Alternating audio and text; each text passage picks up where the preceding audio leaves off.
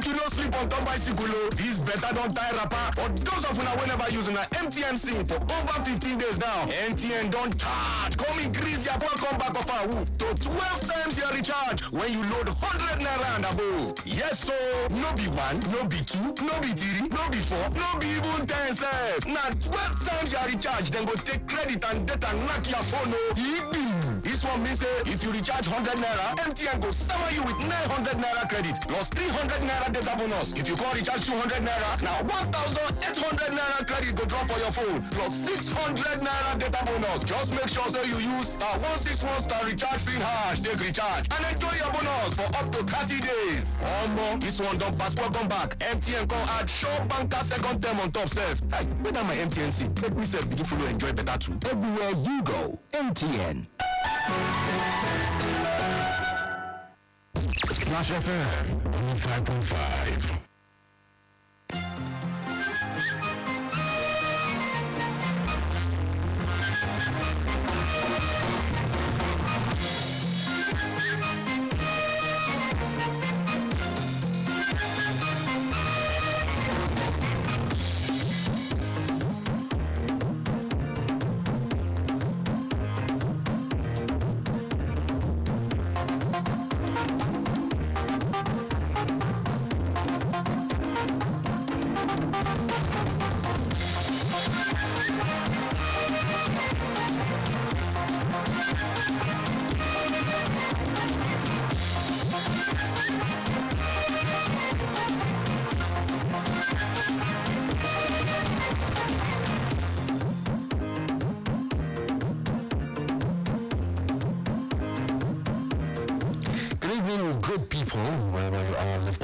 This is Splash 105.5 FM. It's your integrity station. We are very grateful to you for always being there with us on this frequency. We are Splash FM at White House in Filele here in Ibadan. So don't make sense. This is Splash, the integrity station. Well, welcome to the program, Splash Rendezvous. On this program, we pride ourselves as a set of journalists looking for solution to what ails us as a nation. So, today, all the issues that we're putting on the front burner for us to deliberate upon today. Well, Nigeria is still our focus, and we are interested in making the nation better. On the show today, we want to examine the Idris Wase's reaction to the petition of the Mutual Union of Thieves in America and the importance of Nigerian citizens in the diaspora. We might be trying to get into some data, particularly when it comes to remittances of the diasporans. What Akinola originally called that they are the new oil of Nigerians, particularly the economy. So we're taking a look at that episode. The deregulation of the downstream sector, the moribund refineries, and the failure of our social contract will also take our attention. You know, how much the government is planning to spend on these refineries, particularly the one in Port Harcourt. I saw Wiki on television yesterday. You know, Wiki, the charismatic Wiki. So we'll take a look at that on the program today. The politics of hijab will also be taking our attention as an issue that we look at. We'll also end the show by looking at Makinde and the politics of populism. All right. Once again, welcome to the program. I've got my gentleman in the studio. Michael Olatunbosun is here today. Hello, Michael. Good evening. It's good to be here again to just examine this nation and see how we can help. Yes, do our bit. Yes. Tunde is here. Tunde, how are you? I'm fine. Good evening. Good evening to Michael, to Bosu and everybody. It's a pleasure. Right. So, before I bring you on the microphone again, I'd like us to all listen to this discussion. I know Michael was, I don't know what they want to use for him when he reacted to this on his Facebook page, but let's listen to what happened.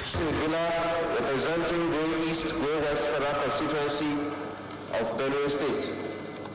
Mr. Speaker, I have a petition from the Mutual Union of the Thief in America against the federal government of Nigeria. And the issue has to do with the ancestral land of the Thief people that seem to have been possessed in recent times through various attacks, and the fact that they are languishing in IDP camps to date without any intervention. With your kind permission, Mr. Speaker, I want to lay this petition before this honorable House. Did you say thieves in America? The petition is from the Mutual Union of Thief People in America. Yes, there's a very... If they're in America, could they really be an interested party here? Do they really know what is exactly going on? Okay, yes, they do, because they have their family members and their people there with them, and that as a pressure group bringing this petition, because they believe that they are also stakeholders. I don't want to make a blanket statement regarding those who are in diaspora. If this petition is coming from those who are within the country, I believe it has a very good standing.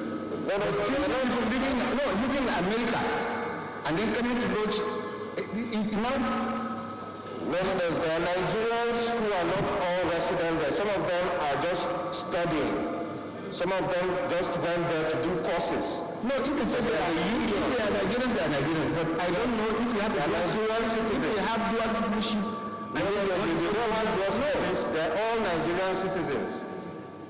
That's why I said it's a union of an association. Just like we have association of lawyers in other states. Do you want to register with the Corporate Affairs of Nigeria? Sorry? Register with the Corporate Affairs of Nigeria? Which one do you, the association I'm talking about? Yes, all associations are registered with the Corporate Affairs of Nigeria. We can also begin to look at the fact that our Constitution, Section 40, does not stop any of us from freedom of association. I'm not saying that. I'm not stopping that, but I'm saying if they are Nigerians and living in Nigeria and big issues, I agree. But somebody in America who's far away in this country, this is not the first time we have presented petitions, even from those who are not resident. That is why we will have to allow the petition to be laid until it's convinced. I'm not convinced that somebody from America should come here and delay issues in Nigeria. I'm not convinced. Okay, Mr. Speaker, would you allow for the relevant committee to also look at it? First, when you read the clause says with the permission of the Speaker, it means that the Speaker is convinced of the issues raised and the local standing of the person talking. Okay, Mr. Speaker, you know you have a diaspora department, even as a country, that handles issues with Nigerians in the diaspora. And we do not tell them that they are not residents in Nigeria. Abike Dabri, a very right honorable member of this House, superintends over that, and will handle the issues of Nigerians as long as they are Nigerian citizens even in diaspora.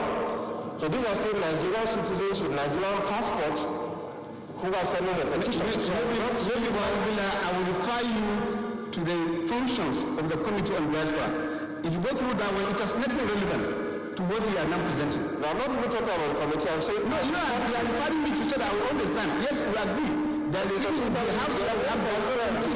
Your concerns... That is for... Excuse me. That is for them if they have issues, for us to solve it for them. But out there, at their own comfort, I think they don't have this. The position. So why do we bother about Nigerians in diaspora then? Because why do we bother? Because they have a diaspora commission. I would not allow that petition to take. Honorable Nabila be guided. Please. Honorable Nabila be guided. I'm not convinced that we need to take that petition. We take Honorable Nabila be guided about what we've said. Thank you. Take your seat, please. Professor.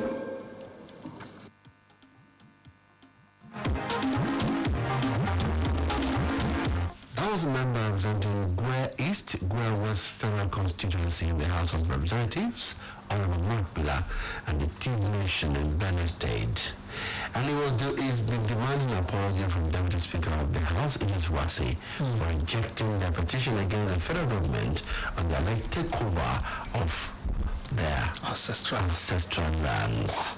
So for those who watch it and you've listened to it, he said something about the issue that has to do with the ancestral land of the two people that seem to have been possessed in recent times through various attacks, and the fact that they are languishing in IDP camps without any intervention. And he said, with your kind permission, Mr. Speaker, I want to lay this petition before this honorable House. Well, Michael, today I'm coming to you after this commercial break. Stay with us.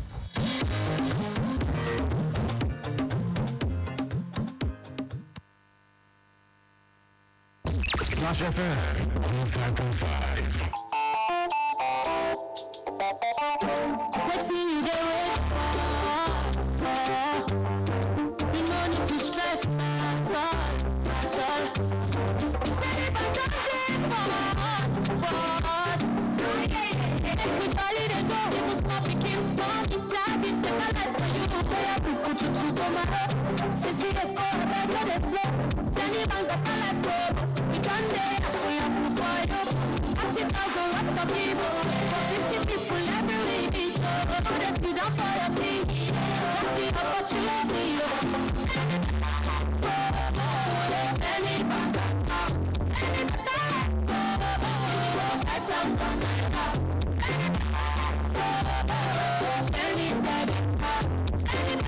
For more information, visit www.zenithbank.com/better life. Zenith Bank, in your best interest. You see that your cousin, who need the carry last for food matter? And that your niece, who don't like to chop better thing. No, I'm not the shopper. What about your uncle, who not get shit? And that your guy, who dey always like drink the last Coca-Cola. Who's over there? But without them, food not is sweet. Coca-Cola and food together tastes better.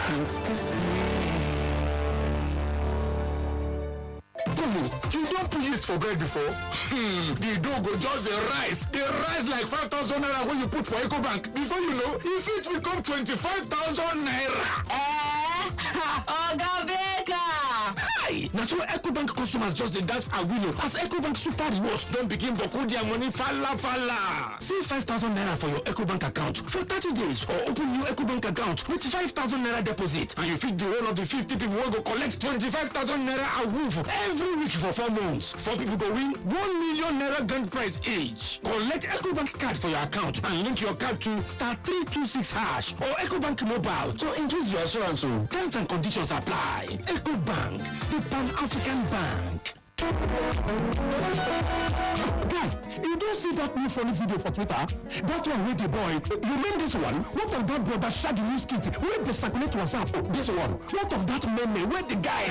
When mouth open like this, Mr. Monitor. Which data you dey use know all these things? Now, glory data plans get me. Are you serious? Just 50 naira and they get 50 MB. And with just 100 naira and they get 150 MB. We have to use chat or browse on top Facebook, WhatsApp, Twitter, and even Snapchat. Don't dull yourself, Dial *777# now. Let you begin the browse they go. Grow Unlimited. When we say the new Maltina pineapple and vanilla taste like adventure, here's what we mean.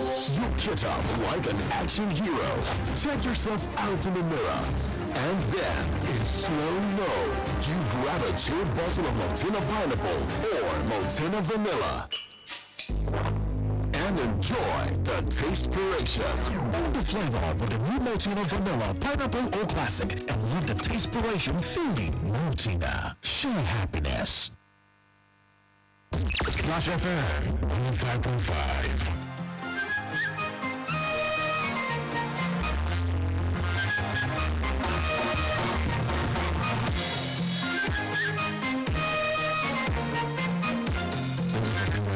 We'll also like you to be part of the program this evening, if you may. 0801-155-1055, 0805-699-8678, 0805-699-8678. So let me start with today. When you saw that debate between Idris Wase and Honorable Bila, what came to your mind? Well, I knew where it was coming from because the moment Honorable Mark Bina, indicated that it was about the plight of those in IDPs who have been displaced by killer X-men in Benue State, and the fact that those IDPs are not getting the same attention as the ones you have in Borno, in Yobe and some other places like that. And knowing the background, even though I may not want to publicly profile Oluwaseun, I understand where his bias is coming from. But beyond all of that, one thing that should be stated, I know a lot of people have been talking about the kind of remittances that we get from those in the diaspora. That is really not my, because that would mean that we are looking at it from the point of view of their monetary value or their monetary value. Is the point to say that are they not so important for us to ignore them? You see, it's shocking that this is, the Deputy Speaker is a fourth-term member of the House. He's been there since 2007. So ordinarily is a ranking member who should know the rules. But, like in many other situations, that when it comes to certain matters, we set logic aside. Our sentiment takes over and we become, sometimes even less, than animals in our thinking. I'm proud of Honorable Mike Bina. He's somebody I've been following, in the last 5-6 years. You recall he was actually one of those honorable members accused at some point of sexually arousing, a lady in the US. Yes. The first thing that was the first, notice of him I got. I was inclined to believe, knowing that, our people, they've gone to disgrace us. But he vehemently, came out against it. He threatened to sue, and eventually we found out that there was no, was unfounded and it was, patently false. So I began to take notice of, okay, what's it about this guy? And I've been following his interviews, his contributions on the floor. You could see I'm not even sure if we swore position, and I'm almost sure I'll be able to remain that calm. In case of that position, this is somebody that you are supposed to be at the same level. You were both elected, by your constituents to represent them. He's only just second among equal because he was elected as the Deputy Speaker of the House. The man was not making sense. The Deputy Speaker was not making any sense at all. Yeah. But he was using the privilege of being the presiding officer at the meeting. He was referring to his privilege as a request for his permission. And he kept saying, well, even after all his points have been, pushed, aside, he kept saying, look, I have to be convinced. Is it about personal conviction? Now, look, this isn't about you. It's about the right of Nigerians, whether they live in Kaduna or they live in Texas, to be able to contribute to their quota, to be able to raise complaints, submit petitions on issues that affect them in their own parliament. Because these people don't have any other parliament. Or do we have a parliament of Nigerians in the UK? No. This is the only parliament they have. To think that the number 2 person in the House of Reps, is that I don't want to believe that he doesn't know the rules, but it was his sentiment. Okay, sentiment. In his response via a release by his secretary, thereabout, he said that he knocked out that petition on technical grounds. So I want to read something here that I saw. He said, for anyone who has the understanding of what it means to submit petition in the House of Representatives will know that a petition will be submitted by a body that is identified by law. So I want to read something here that I have. It said that please refer to Order 8 Rule 8, paragraph 5A from the House of Reps Standing Rules, especially those related to petitioners or a corporate entity affixing their common seal issued by the Corporate Affairs Commission. You heard it kept saying Corporate Affairs of Nigeria, even though that I found ridiculous. That was a slip.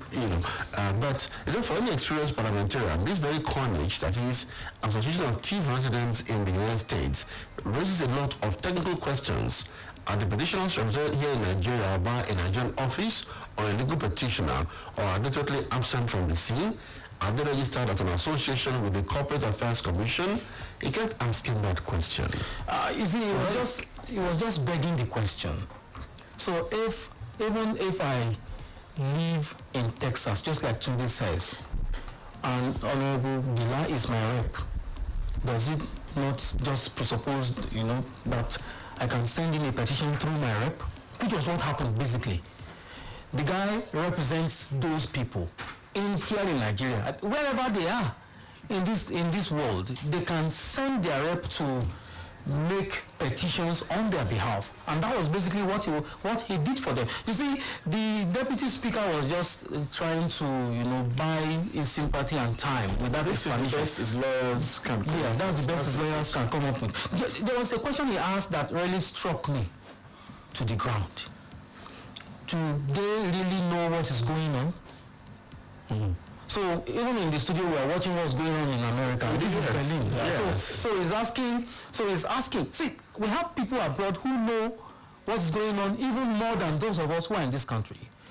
Some people are trying to take over some people's ancestral lands. They are protesting from wherever they are. They may even have families who are calling them as in brother. Not that they may. They even have families in those places, and they are calling their brothers who have some influence. Yes, and we've been sent away from I'm wondering why, whenever the president travels and he gets to meet with Nigerians, These are the people who welcome the president. The president asks for their Corporate Affairs Commission certificate before recognizing them as Nigerians who have rights. I think what will solve this is that it is high time we add a law, that allows people in the diaspora to be able to vote. Exactly.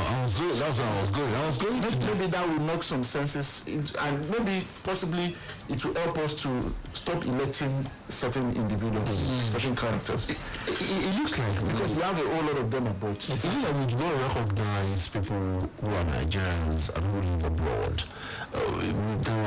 Apart from the remittances, I was looking at PwC document just a moment ago, and I saw, huge amount of money that this strength from abroad, the economic power of Nigeria's diaspora. If you see that document, you will see analysis of figures. Apart from Egypt that I saw here, apart from Egypt, Nigeria was next in terms of remittances. Wow. That's fact. Yes. Fantastic. We do recognize them. We do. What the Deputy Speaker, Honorable Oluwaseun, did on the floor stands condemned by every right thinking. I was expecting that the presidency should have come out. And I'm not even referring to Honorable Adikedabe, who has released a statement in the name of MidCom. I was expecting the president, maybe his spokesperson, that who usually gets all the time, to clarify by making it obvious that look, the man slipped. And then apologize on his behalf and all that. You see, you are even talking about the presidency. We have a committee, a House Committee on Diaspora. That is headed by Honorable Tunde. So the House Committee on Diaspora should also issue a statement concerning that drama. See, generally, I'm even more disappointed in some of the representatives, especially from the southern part of the country, who sat there. Many of them, they are just chatting away. Because if you look at it deeply, it's more like an attack on them. If you look at this thing called Nigerians in diaspora, who are these people? They are mainly people from the south. They are the ones who travel the most. South, southeast, southwest. So your brothers and sisters, residents in other parts of the world are being disenfranchised by the presiding officer of the House of Reps, and you sat there doing nothing. That's disgraceful. They were just chatting away. Nobody was even. They made it look like it was a matter between Bila and they left him. And they left him, and they were just chatting away. In that video, you saw they were just chatting away. Some of them were just engaged in small talk. And that's what they said. Let's be guided. Let's be guided. I don't understand what you mean by. Were they throwing chess? No, they were not. They were. You know, they asked him, guided about what? About what? Because he needed to know. It was basically just saying it's okay. That's your mind. Like, you want to shut him down. And you could see Bilal was trying to help Wase. Yes, I saw that. Can I refer this to the committee? Exactly. He was trying to it's irrelevant. That's a big slap on all of us as Nigerians indeed. When a deputy speaker of the House of Representatives speaks like that, it should have been calm enough, or it should have had some level of self-possession to be able to say, okay, Honorable Bila, can we just do this to the committee and just I've spoken. Since then, I expected more. You see, when you go wrong, I know both of the APC are talking about the speaker and the deputy speaker, but these are very serious issues. Very serious. Some other crimes, this could have led to a major riot. Exactly. That the police, and other security agencies will be dealing. As a person, I live or work in Nigeria, but I felt attacked by that debate. Yeah. What kind of characters do we actually have in the House of Reps? These people just go with 12-point-something million every month to give us this. Don't forget that recently they said they're broke. And that they'll be meeting only once a week. Yeah, Dangote can also tell you that he's broke, They'll still be meeting once a week. You people are even not happy that they are feeling fat on this system that is so dysfunctional. Exactly. A system of, that is populated by docility. How can I have a rep whom I do not even see at all? He sits there in Abuja, spends that much money, and then he can't give me a return. During the NSAS protest, it was already graduating towards end NAS. NAS's bogus money. All right, so because they don't earn it. Well, I think we have made the point, really. He speaks to me about the quality of minds there. Yes, he speaks to me about how much, recognition they gave to the constituents that he represented, and the quality of debate. Exactly. That debate, don't even mention it. You can say something else. There's no debate in that floor. There's no debate. Usually what you have is me, and that's all. Just a few of them out of that 360 number. Just a few of them are standing. We know. But there are lots of them who just go to their constituencies during the election. They splash money around. They get voted in again. They return, and that's all. Okay, so let's look at the next issue. That's the deregulation of the downstream sector, the moribund refineries, and the failure of our social contract. As a reason why I coined it that way, I want us to look at three issues there. The deregulation of the downstream sector, the moribund refineries, which we also want to spend money on. Both Noble Fire on Twitter says, money it's not the problem of our refineries. If money were the problem of our refineries, be fixed. The turnaround maintenance that we have done on those assets, or we call them liabilities now, should have put them in optimal performance. Michael? Yeah, we've spent about $25 billion US in the last 25 years turning around and maintaining the refineries that are older than many of us, and it's a pitiable situation. And when you consider the fact that we've been even this government, I think I was looking at a document somewhere since 2015, this government had spent 1.4 trillion naira to fix the refineries. That is minus the 1.5 billion US dollars they are proposing to spend in the next 18, 24, and 44 months. You will see that we are just throwing money into, a bottomless pit. It's not likely to give us the ultimate. You see, I just laughed when I heard the Minister of State for Petroleum Resources, Timi Silva, saying 90% nameplate capacity. It's interesting. The Port Harcourt refinery has two complexes, 210,000, barrels per day. And you are saying bring them to 90% capacity that we've not been able to do in the last 10 years. That statement is a joke on all Nigerians. I think that it's a project that Nigerians should ask the government not to embark upon. It's a project that they should not embark upon because we have been talking about the Dangote. Dangote's refinery is almost times 2 of what all our refineries would have produced if they were working. And that project is running. They started construction, serious construction in 2016. In under 5 years, they are going to finish the refinery. And it's going to give us 650,000, barrels per day. Why is the federal government spending that much money on a refinery that will give you 1/3 of that and will not even give it to you? When you consider the bureaucracy and the rest of it. Nigeria, Africa's most populous country, has 4 refineries with a combined capacity of 445,000 barrels per day. 1 in the north at Kaduna, 3 in the oil-rich Niger Delta region at Warri and Port Harcourt. The Port Harcourt complex consists of 2 plants with a combined capacity of 210,000 barrels per day. And it's that they've given us zero liter of petrol in the last 10 years. All of these refineries have workers.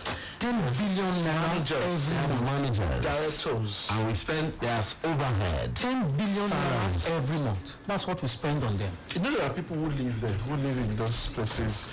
They enjoy more or less 24 hours power supply. They live as kings and emperors inside this. I wish I was one of those. The truth is that we have 2 Nigeria. Let me put it that way. The Nigeria that exists for you and I, where we confront the real challenges of unemployment, of inflation, of underemployment, of bad infrastructure, near zero, health infrastructure and all of that. And then you have the Nigeria, for the rulers, who just meet at FREC, and then 4 of them will come out, led by Alhaji Lai Mohammed, to tell us that we have approved this. $1.5 billion is a lot of money for a poor country like Nigeria. That's about 600 billion naira. And to think that absolutely nothing will come out of this, makes it worse. You need to be graphical about this. Absolutely nothing. There used to be this thing we call Vespa. Vespa. I know that machine. Yeah, that machine. It's like having a Vespa that you had in 1972, and then planning to spend 1 million naira to make it work in 2021. I hope we had a National Assembly that could properly check the executives as co-equals. But unfortunately, that's not the situation. I was speaking, and he spoke with Andrea. I also spoke with him recently. Yeah, as result as Tuesday. Yeah. And Julie said that it's a fallacy to believe that even when we refine crude here, that we'll still have to pay, higher price at the pump. Generally, they talk about the high price of fuel in the international markets. On other countries that will pay less. Yes. But then what they usually don't do is to compare other indices, like per capita income in those countries. GDP, the level of unemployment and underemployment. Inflation rate. You see, I'm more particular about unemployment and underemployment. You see, when the NDS came out with the statistics of 40%, 35%, give it to them. But I believe strongly that it is not being sufficiently reported. What we have on our hand is worse than that. There is hardly anybody you know who has a job today who doesn't have at least 20 to 30 people around you, depending on that are depending on you. So, in essence, you are also jobless. Because what you are being paid, which by the way is not enough, you must now go around, to service, cousins, brothers, sisters, parents, and all of that. And it is because of the level of unemployment and underemployment that we have. Well, last week they tested waters by throwing 212 PPMC at us, which they quickly reversed. But trust me, they are coming back. Of course, because even the statement that we read, they are negotiating with the labor union. And when they are done, I expect it to maybe be something around 195 when they are done. So we should be ready. So Nigerians should be ready to pay more at the pump price. And you know what this means? It's not just going to end at the price of fuel. Every single commodity in the markets will go up. Will be affected. So now, will Nigerians be richer or poorer? Michael? That should be for Michael. Already the inflation is about 17%. Yes, so we're already poorer. If you were earning 30,000 naira in 2014, you could buy, at the end of the month, if you received your salary, you could buy a bag of rice. Today, if you were on level 1, step 1, and you earn 30,000 naira, you will not be able to buy a bag of rice. That's my own. Be able to buy half a bag. Yeah, that's my definition of inflation. I don't even look at the figures. Inflation simply means not being able to buy what you used to buy conveniently. So purchasing power. Yeah, purchasing power. So it will be affected. And you see, Labour and federal government are taking all of us for a ride. So when people talk about Labour, I always laugh. These labor unions, do they represent me? They don't represent me because I don't belong to NASU or SANU. I'm not their member. And what usually, if you look at their constitution, so what they have in their constitution is to protect their members. But that is what 206 million people are waiting for. Technically, you are. Oh wow! If you use the NUJ. Okay. Oh wow. Okay. So I take back that. Let's use the example of rice. let me share a little example. Last Sunday, just some 4 days ago, I wanted to buy snail. There's usually this pack of snail, which as at last year was sold for 5,000 naira. OJ, here in Ibadan, you get 8 of that for 5,000 naira. Guess what? Last Sunday, I went back there and it was 12,000 naira. 5,000 naira? Wow. Yes, last year. So this year, 12,000. 12,000. That is the real definition of inflation. From 5,000 to 12,000 naira. So, Labour will on the same pay, but not being able to buy what you used to do. You were able to buy. So, Labour will discuss with the government. The government will say one of the conditions for giving you this is for us to increase the pump price. And then Labour will say, okay, add something to our minimum wage. And then that will be it. So the point about it is that I'm not even looking at how much we are paying now. I'm looking at, the sociometric indices, just like I asked Ajuri the other day. He was using Saudi Arabia as the benchmark. And I said, you're using ambiguous benchmark. Because in Saudi Arabia, their minimum wage in Naira is about 305,000 Naira. Okay. Now, see, Michael, today, my focus is the purchasing power of an average Nigerian. I was really angry. I was livid when BBMC released the template. Why was I livid? I was wondering, how could an agency of government release a figure that much, knowing how the market react to such an announcement?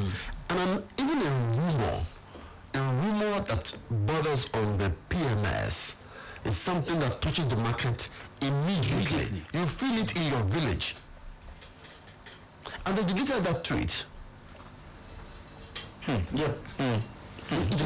was deleted. So I kept asking, so will someone be punished for such a move? Or it was a deliberate move to test the resilience of Nigerians? I think it was deliberate. I don't believe it was the tweet came out. No, I think it was deliberate. Like I said earlier, they tested the waters. Of course, remember immediately the story came out, and we began to see queues because, of course, our opportunistic distributors also latched onto it. They started locking their gates, shut down the ones who dared to open were selling for $2.12, even $2.15. So when sometimes government say don't panic buy, I just laugh. Because you need people need food. I need to fill and then nobody's selling. I have to fill my tank. They're asking me to struggle to fill my tank. Because if I don't fill my tank, I'm here, I have to come and work. You know, you sound like it's actually a choice. So, yeah. It is not the function of the buyer to panic buy. If there is no panic, yes, I mean, it's available. What do you want the panic buys? But you see, beyond that, why is the government, playing hide and seek with Nigerians? In what sense? In March of last year, when the crude oil in the global market crashed, the government gleefully announced deregulation of the downstream sector.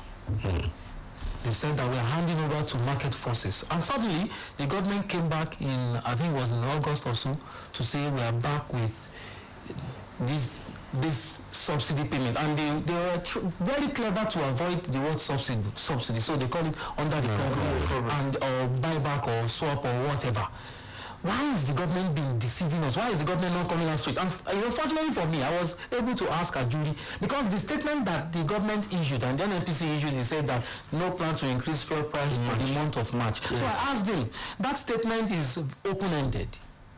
It's not open-ended. It's clear. Oh wow! It is. There will be no increase in March. They cannot tell you what will happen in April. Let me clear it.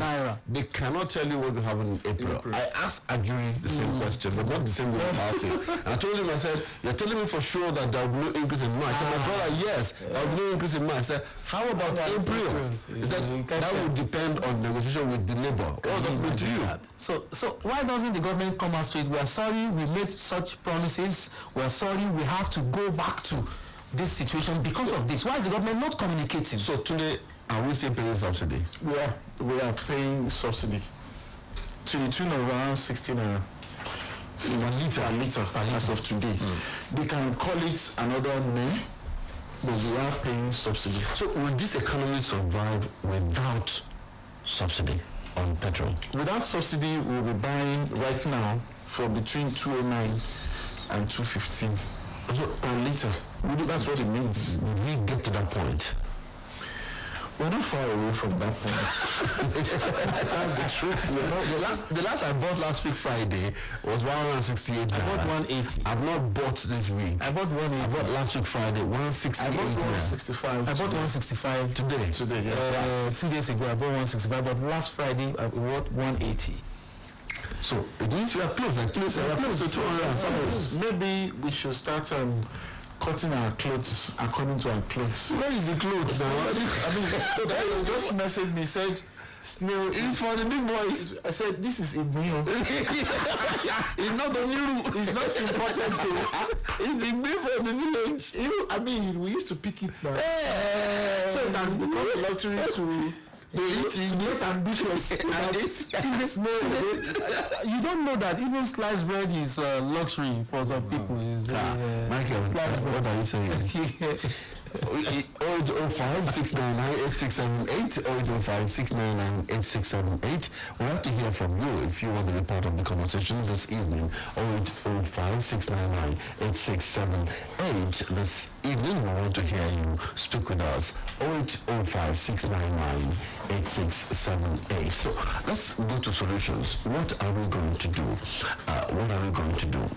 Do you think we should sell those refineries? And then maybe privatize the refineries. We should sell the refineries. Well, you remember that Obasanjo, the last days of his government, offloaded the refineries to a consortium led by, I think, Dangote and Otedola also. When Yar'Adua came, Yar'Adua reversed and gave them back their money. And I thought that was an accident. We should have sold those refineries that were unproductive.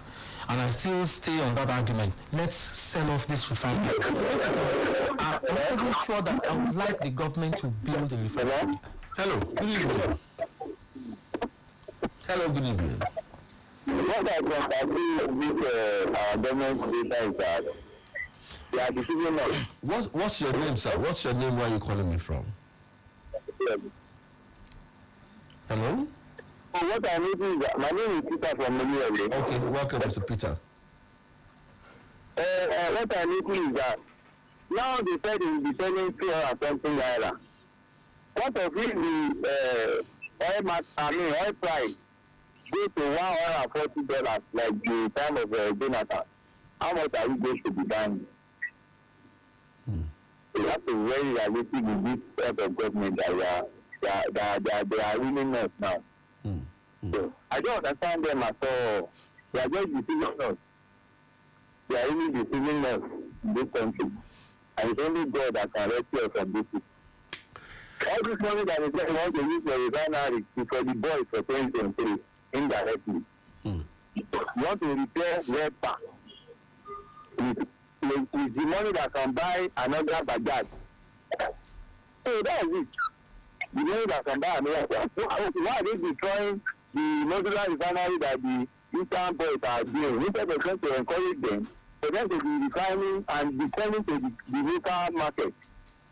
And the way if they even spend this money, they will be buying at least to say they are importing.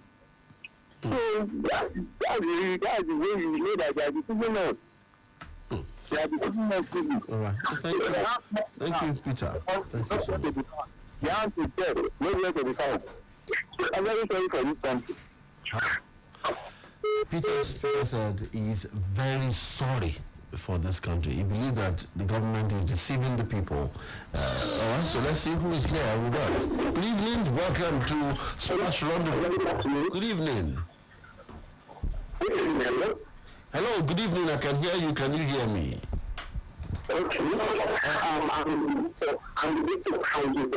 Victor from Dubai. Welcome, Victor. Let's do this.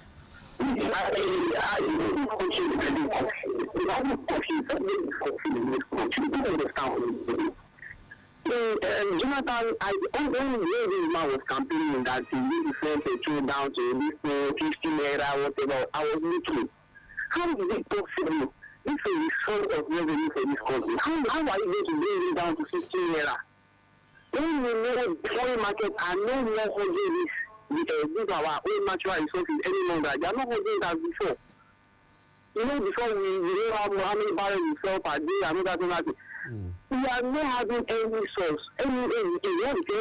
Okay, so when he has already come into power, he has already building budget for this refinery. How many times have we seen that this money for refinery, this money for refinery? Just as Lagos Ibadan Expressway and Second Niger Bridge, that is how they are becoming on this refinery. Every time we bring that money and we need the money enter, we don't know what is going on. Now, this government is worse. Even one government ever can experience. Seriously, in the aspect of this petroleum stuff, he has already failed this country in the aspect of petroleum and other things.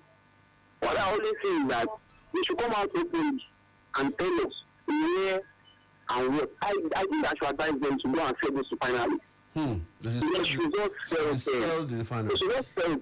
Yeah, they should sell it, and that is where we help this country. Okay. They cannot just use the refinery to be deceiving us. All right. Finally, Thank you, Victor. Other companies are having the timeline that they are doing fine. So all that they are doing time. They are nothing like they are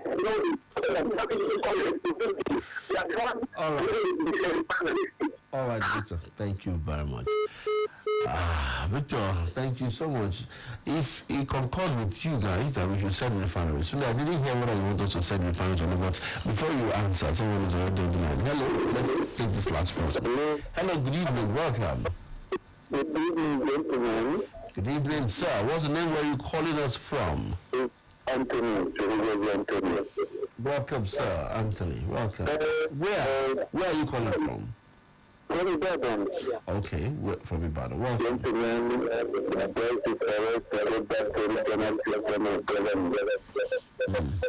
long as we centralize everything in this country, nothing will ever work. The system is so faulty. You can see the inception of this presidential system of government. It never move forward. Nothing move forward in this country. Something is wrong fundamentally. Let us go back to regional system of government in this country where you will see the best that will come out from every region. You will see seriousness. I'm telling you, psychologically there's a problem with this system. That's what I would say. Refinery, as long as it's from the center that is organizing and coordinating it, it will never work. It's just a wastage of the funds that is not there. I'm telling you the truth. That is the only thing I will say. The system is affecting us so terribly. All right. Thank you. Thank you very much, Anthony. So that's all we can take. I want to hear today quickly. Should we sell the refineries? What will work for us? We should sell those refineries. They're not working. They're not going to work if government continues to manage and run them like almost all other things that they control. So we should sell them. Part of the money they want to use to do this is from Afro-Exim Bank. You know, they are looking for all available money, you know, to borrow. So we should sell them off. You know, get private, you know, runners to manage these things. We need to have many more. You see, the fact that we have those three makes it even impossible. You know, if not for a Dangote who has some kind of assurances, no businessman will venture into that space now. We have to go. Tunde said we are happy to announce that the rehabilitation of productivity refinery will commence in 3 phases: 18, 24, 44 months. And which will take the refinery to a production of 90% of its nameplate capacity. And like I said, rolling low. We'll be back after the news. Stay with us. Splash FM 105.5. Ibadan.